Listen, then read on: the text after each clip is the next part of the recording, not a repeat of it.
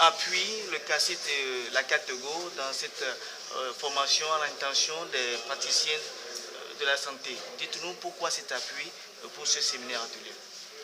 Ok, comme vous le savez, les Nations Unies ont une grande responsabilité, surtout le Bureau du Commissariat des Nations Unies aux droits de l'homme, pour accompagner tous les États membres des Nations Unies à éradiquer ce fléau, ces pratiques de la torture. C'est une de nos préoccupations majeures au niveau global. Et il y a un fonds qu'on appelle le Fonds pour les victimes de la torture, créé au niveau des Nations Unies, à laquelle le CACIT et ACAT a eu un soutien important pour continuer le travail, pas seulement de rechercher les victimes de la torture, mais pour leur accompagnement. Parce que, comme vous le savez, le gouvernement a la première responsabilité pour la protection et promotion des droits de l'homme.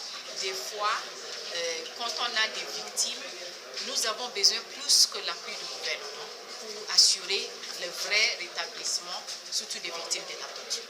C'est à cause de ça que nous avons soutenu le CACIT à CATEGO et que nous nous réjouissons de la fait qu'ils se mettent vraiment au travail pour accompagner les victimes de la torture.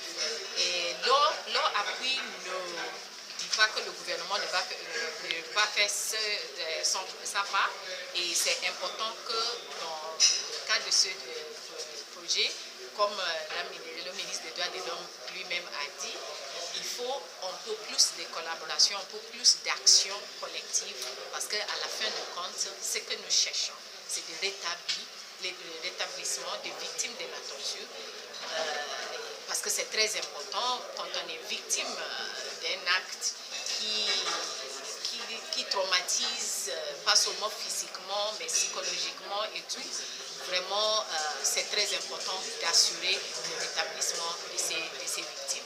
Donc, nous sommes contents que les médecins sont là aujourd'hui, les pratiquants aussi, les autres auxiliaires, je pense, de la santé sont avec eux aussi. Parce que des fois, nous avons constaté que quand nous parlons, quand nous sommes en visite des détenus, les questions, les problèmes qu'ils ont sont liés aussi à leur santé et l'établissement des faits par rapport à leur état de santé et tout, pour laquelle nous avons besoin de la coopération des hommes et femmes qui sont dans cette profession. Donc je suis contente vraiment qu'aujourd'hui ils sont là et ils seront outillés. Comme ça, nous espérons bien que j'espère d'abord qu'il ne va plus avoir des victimes de la torture dans ce pays et que ceux qui ont été déjà victimes seront rétablis, seront réparés et que le Togo avance vraiment vers une vraie abolition totale de ces pratiques, de ces fléaux de la torture.